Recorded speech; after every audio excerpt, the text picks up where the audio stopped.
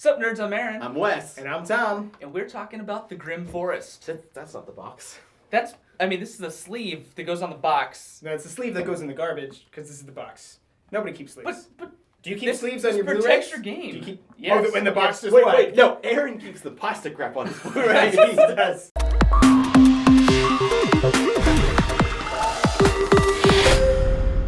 So Grimm Forest is a family game with just amazing production quality. It goes quick. It's super fun. You have like hidden movement where you all simultaneously pick your action cards of where you're going to go. And you can play fable cards that can really mess things up. Hidden movement isn't the accurate term. It's really worse just than simultaneous selection.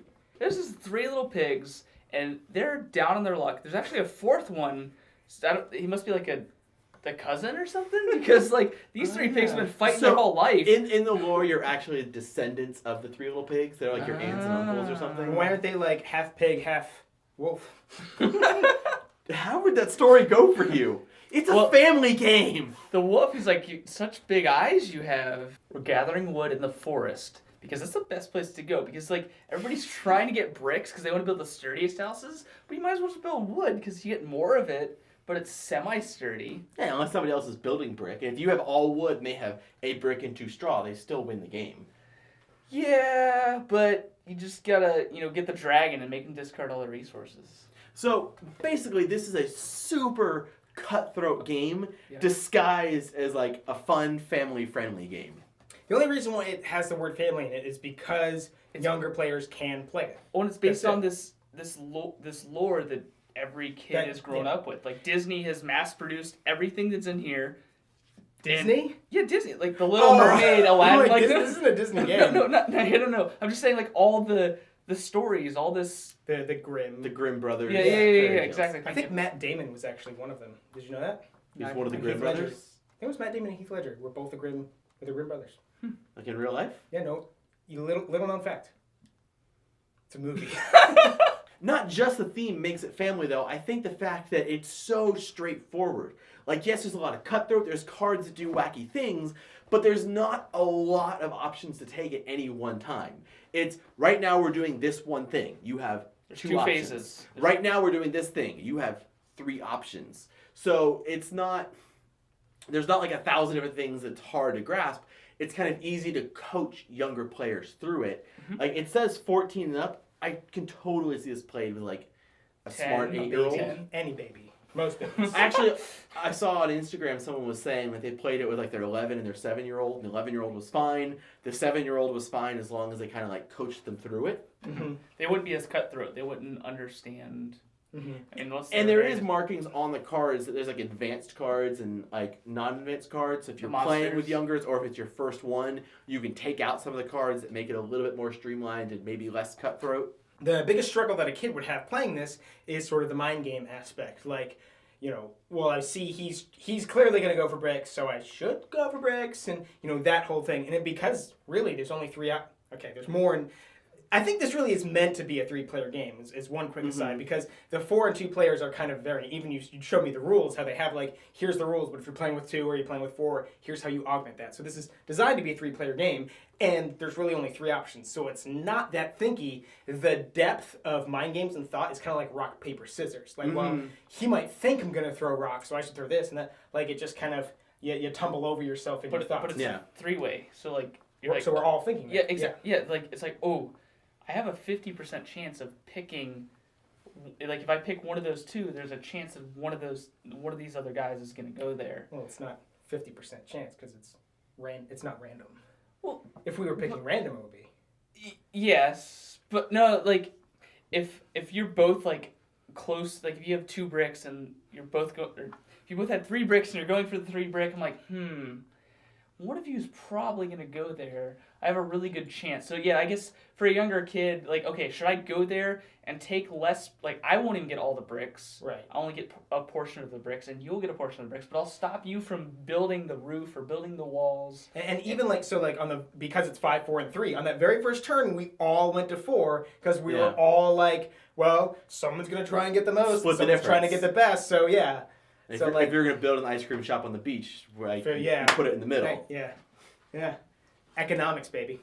And with that, I think that you also have to remember that if I was playing this with a 7-year-old, like my son, who's not 7 yet, or like a niece or nephew or something, I'm not going to play as cutthroat either. So like where we were going was like, what is the best thing we can do right now with a little kid? You ain't got no wood, do you? I have a house. I drove a car here. You got nothing. And I do think what really makes the game cutthroat, though, is not the trying to go to the same places and like mind games of who's going where.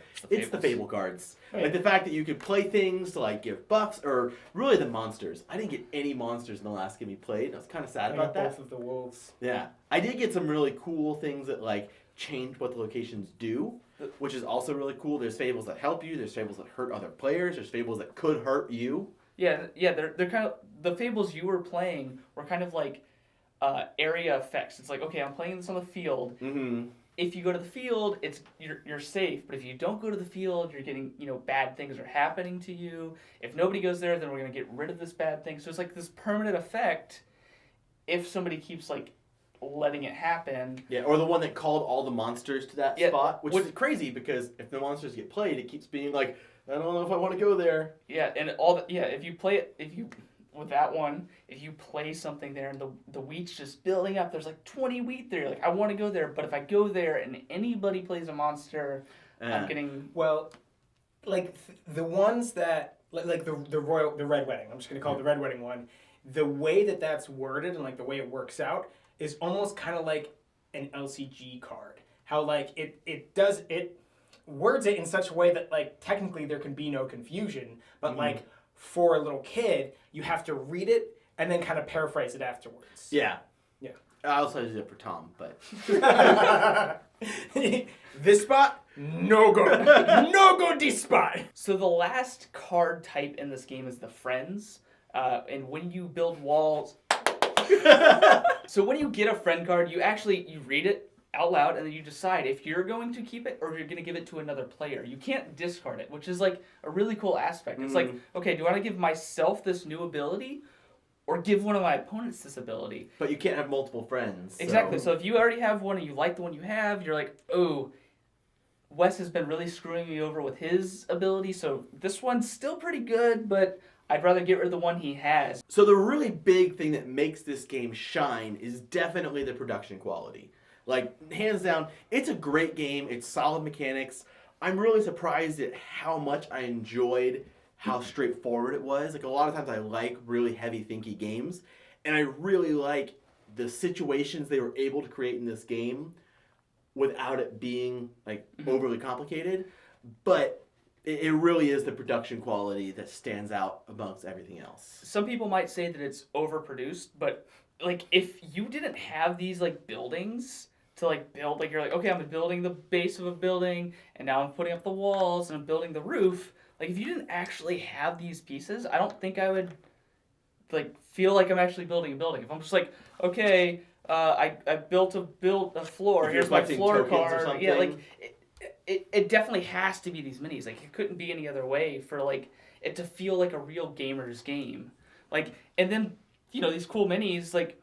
Yeah, I guess you could have done without them, but I love them, and they're awesome, and they're just so detailed and so, like, kind of accurate to the Grimm brothers' tales. And I agree. I think the only thing I would really agree with might be overproduced is the monster minis. And that was just, honestly, it was a stretch goal. Like, the game was set, and it was the Kickstarter made enough money to upgrade those. People would also be really angry if they just like, no more stretch goals, we're where we are, or we're just going to keep adding Fables and Friends ad nauseum. Like, people get really annoyed. Like, we made $20,000 more, and all we get is one more card in the game. Like, that was a really great way to use that money in a way that helped the game, not just like, I'm going to pocket some more money and keep going on.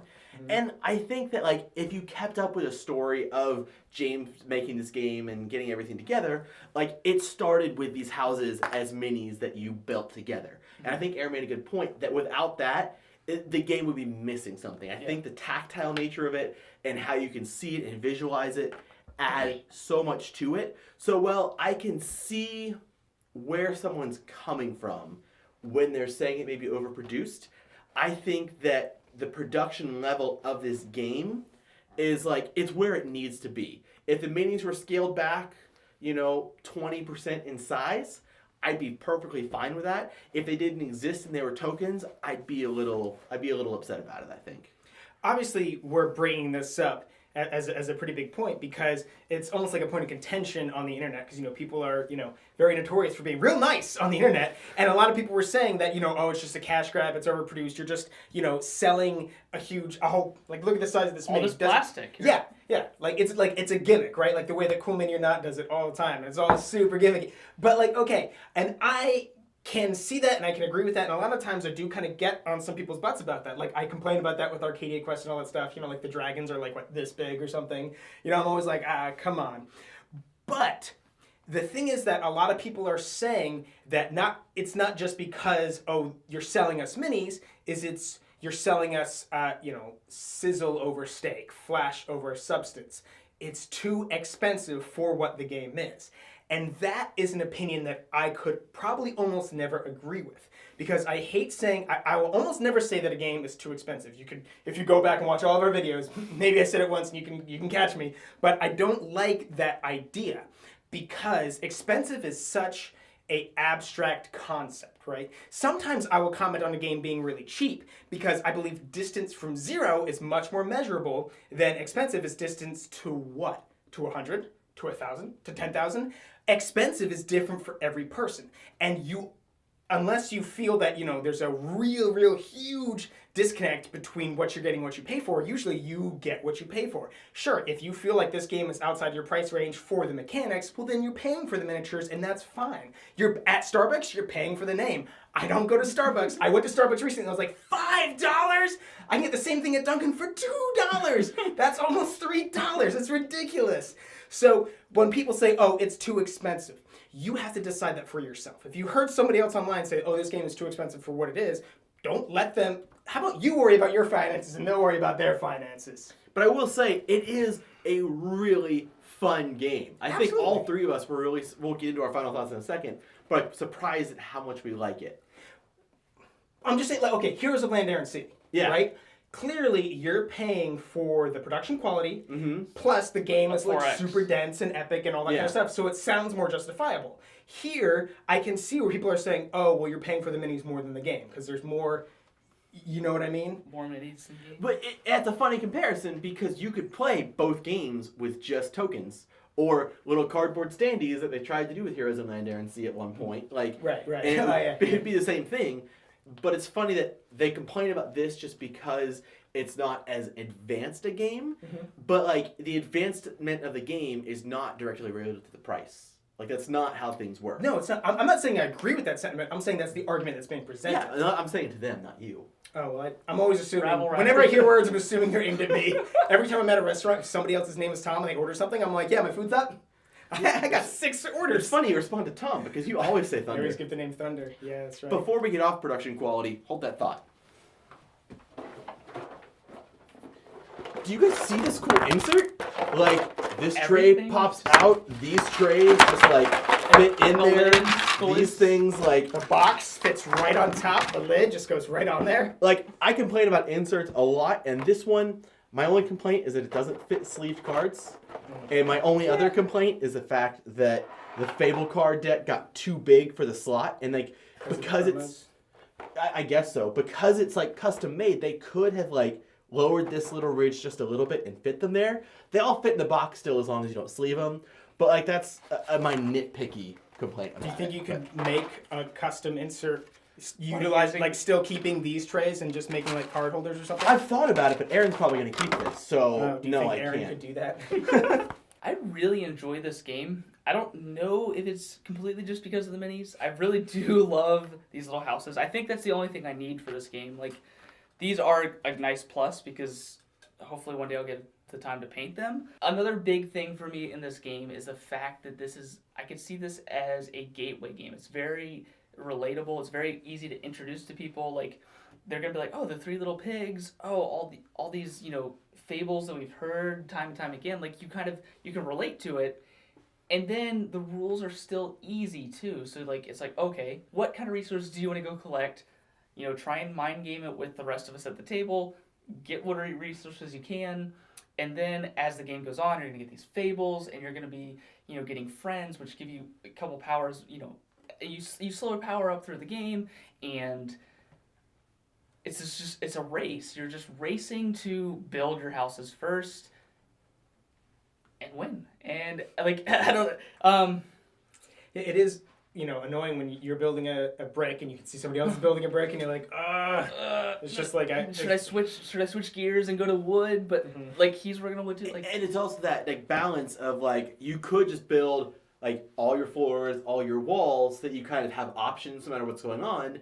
But there's also the bonus for whoever builds each type first. So that bonus is not a small thing either. Like, that's a pretty significant deal. The artwork throughout this game is just phenomenal. I love it. Like, it's just a really cool art style. It's not as cartoony. It's not like chibi like a lot of games that I seem to like. Like, it's just cartoony but semi-realistic, and it's beautiful. The color choices are great, and I'm all in. I love it. I think Aaron made a great point when he was talking about this being a gateway game.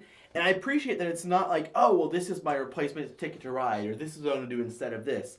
I think this like builds its own pillar of it's a really great entry to like simultaneous movement where you all like select, and it's so scalable if you get a little creative with it. If you're playing with really young kids, take out the Fable and the friend cards. Like, it's gonna be a pretty bland game of pretty much just rock, paper, scissors and just trying to figure out people's thoughts.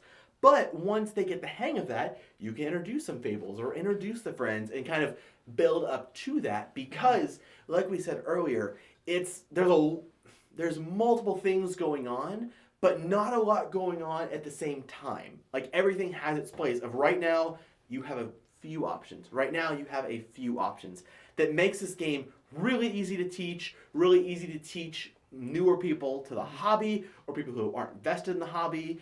And it makes a great game for, I assume it's decent at 2 because you have the dice. I probably won't really, I'm not looking forward to that. I'll say that. Like, we haven't played been two good. players. we haven't played 2. We haven't played 4, but I feel like 4 would be a lot of With fun. the market, like the fact that you can get one of each resource and like. Yeah, the first time we played it, we did a 3-player game with the market, which wasn't bad at all. It was a lot less cutthroat. It felt like there's a lot more space on the board. It wasn't that it wasn't cutthroat. It's a lot of the fables did not trigger because you weren't in the same location as somebody. And it was a lot easier to go to a location with no one on it. Yeah, the solo ones where it's like, oh, if you're alone, you get this bonus. You're like, well, that's gonna trigger. And maybe that's something that you want to do as well to make the game a little bit different for you. All in all, I think that Grimm Forest, not only was it a huge surprise for me because it was one where like, oh, it's a cool little kids game that like I had so much fun playing it. It was one that when I was done, I was like, do we have time to play this again? That was really great. So I definitely recommend that you guys check this one out. All right. Well, there's not much more for me to say that these nerds haven't already said. Wes Wes, when he was explaining it to me, he's like, it's one of those, where we all pick a card and you flip it up, so you're not gonna like it. I was like, I just don't like the game Not Alone.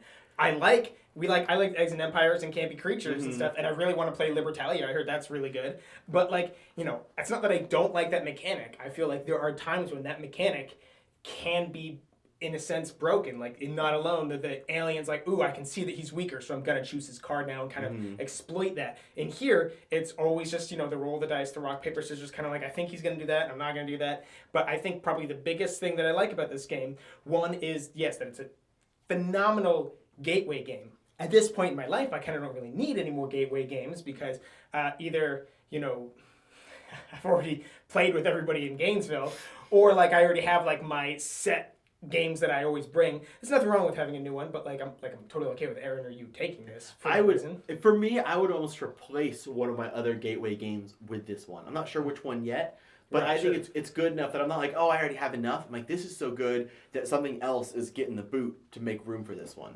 That's a fine assessment, but I think probably the single largest thing this game has going for it is obviously just the fact that it's a spectacle on the table. Like, a gateway, like if we're going to compare this to other gateway games in terms of mechanics, it doesn't have a huge leg up, but this has such a better table presence than, say, Campy Creatures. I could use Campy Creatures as a bit of an intro game for people, but this has such a bigger table presence to open up this box and to pull these out, and people will be like, the people who come over here from, like, my friends from school who come over here and look at my shelf and go, you don't have Monopoly? And I'm like, sweet summer child. You know, this is where I have to, like, just kind of blow their minds and open up and be like, look at what you don't know exists. And they're like, whoa! So, I'm done talking now. If any of that sounded good to you, we're going to have a purchase link in the description box down below. And while you're down there, don't forget to subscribe so you'll never be bored. You get this friend card, and when you get a friend card, you get a friend in me. All right. In fact, one of the friend cards said, could I be any more of a friend card? He actually, I've seen it. I used to live with him. He'll take like a X-Acto knife and cut the plastic wrap, peel it off a little bit to pull the case out, watch the movie, and put it back in the plastic wrap. I'm not even kidding. For seasons, not just regular DVDs, like season DVDs, yeah. These are the actions of serial killers.